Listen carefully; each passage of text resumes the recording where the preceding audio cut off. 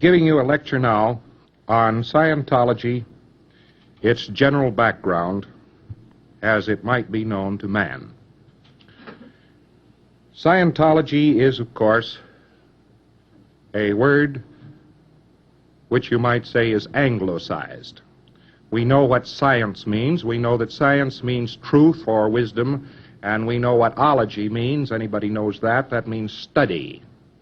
But this does not mean the study of science. This means the study of wisdom, which is about as close as you can get as a straight definition, unless you said wisdomology, or unless you said Scientology is wisdom, and you said that what you were practicing was wisdom.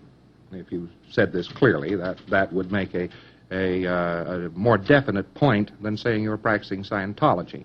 But in the essence of the word, it is not talking about science. It's just that the Western world recognizes in the word science something close to a truth. Now, we have the derivation of Scientology being skio, which means knowingness in the fullest sense of the word. And that is the reason why this Scientology was put together. It's the most emphatic word that existed in Western languages, Romance languages, which includes, of course, Latin, one of the roots of English. And it's a very emphatic statement of know.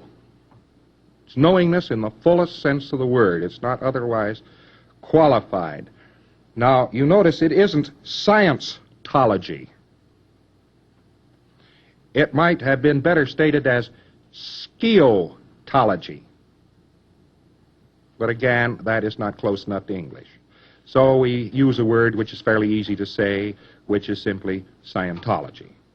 You notice here that for a long while we have not used the word Dianetics.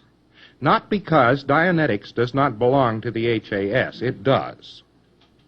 100%. It is a mental therapy and says so in its own title. It says Dianetics. The derivation of that word was dia, nous, with a English engineering twist on it, ethics, which meant no more and no less than through mind.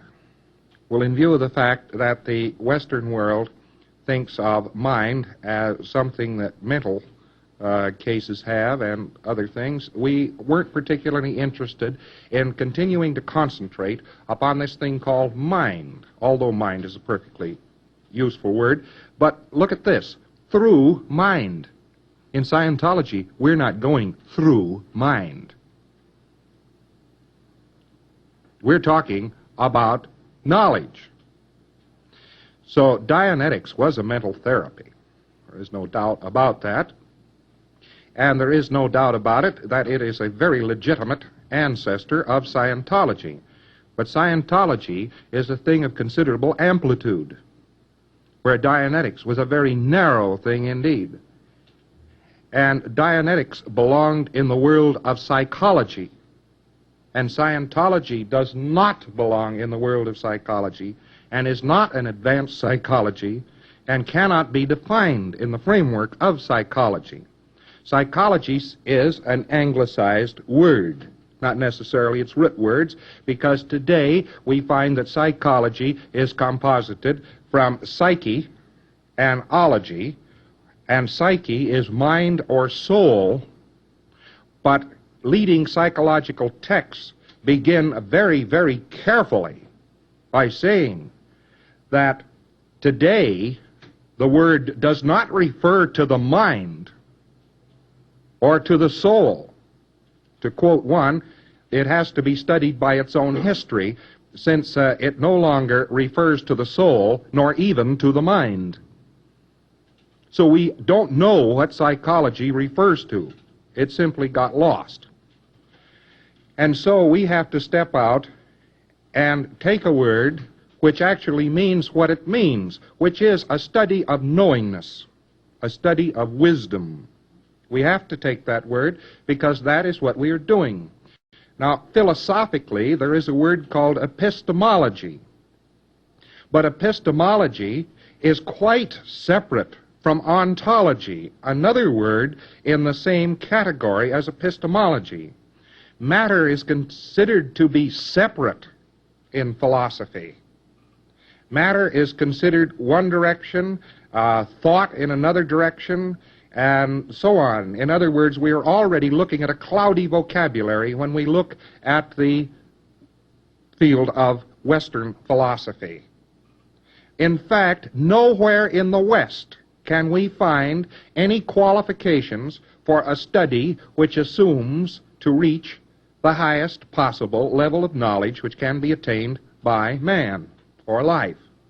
We find nowhere in the Western world a word or a tradition which will embrace Scientology, which makes it difficulty for an auditor when he is trying to communicate to people in the society around him, since they want to know what Scientology is, and then he speaks to them without this tradition. They assume that the word psychology embraces all sorts of eccentricities found in mental behavior. They assume this, so they could not possibly understand how anything could be said to exceed or not be the same as psychology. And they are left in the dilemma of non-recognition. You have not communicated when you have said, we study wisdom. You see, if you just said that, they would say, oh yes, that's very well, I did that in the 3rd grade. Now, in view of the fact that you go out of communication in a society which has no standard of communication on the subject about which you were talking, it is therefore necessary to resort to various shifts in trying to describe what you were doing. You have to find the background which actually leads to an understanding of your subject. Now, there will be many ways that this could be accomplished. But before